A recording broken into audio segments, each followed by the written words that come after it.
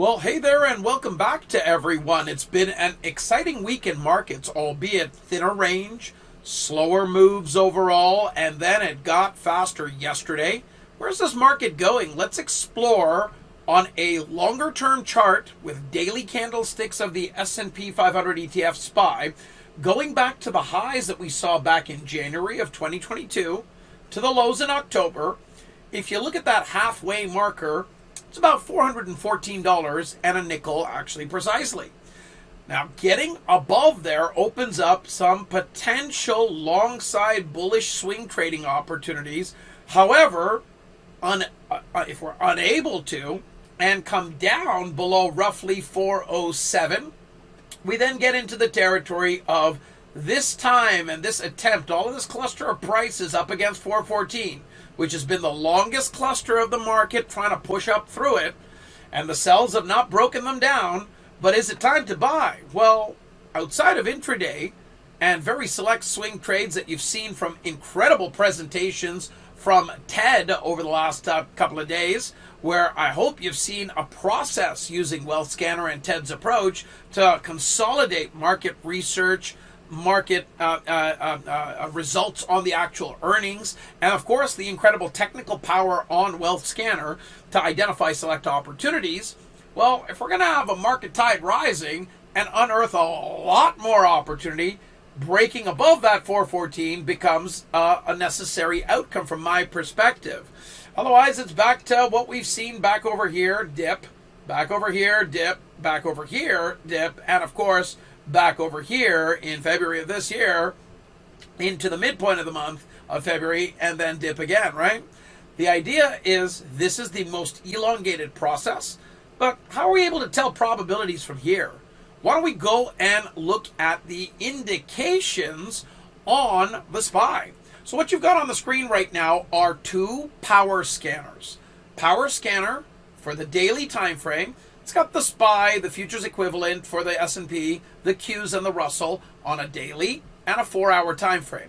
So very quickly I can look at my champion trend back of indicators and ask myself, am I seeing a champion cross and a champion trend buy signal? Do I have a wealth signal as well? Well, on the SPY daily, the answer is yes, and we've got a newer champion cross buy signal. And now as the day settles, well, yesterday was a blue dot, today's a blue dot, so that new will turn into, of course, a bullish signal that's now there for a couple of bars. When we take a look at the 4-hour time frame, similar type thought process.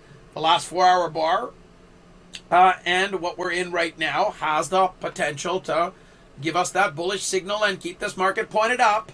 We did get a positive momentum shift today, and you can see that with the green dot and the white line. Actually, that was yesterday, and it's held today, helping the market push up.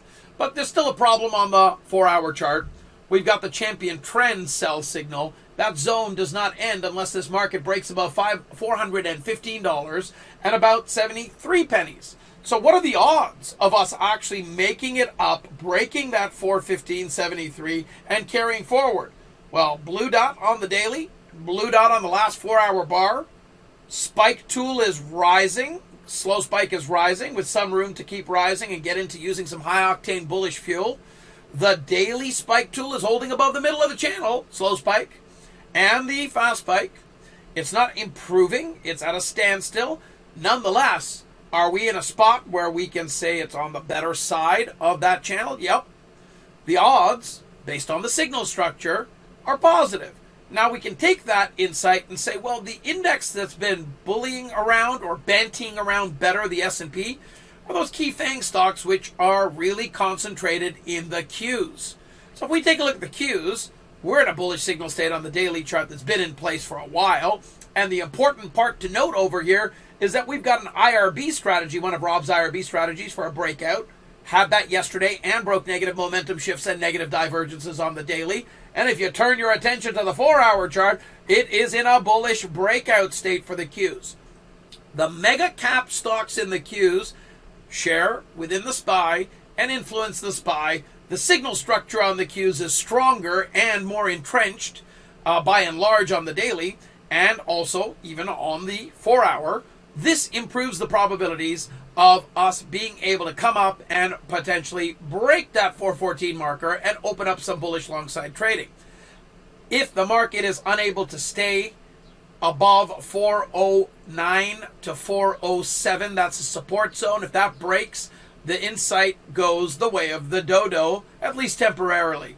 But you've got the thoughts using our toolkits, and of course you've got some great select swings that Ted showed you how in 7 minutes or less he identified using the incredible power of a wealth scanner within wealth charts. I look forward to seeing you in videos just like these in the very near future. And of course, for those of you listening in right now, thank you for watching. Rob shouts out a big hello and hi, and hope everyone's doing well. And we all look forward to seeing you back here in videos just like these in the coming days. Have a great rest of your day. Bye for now.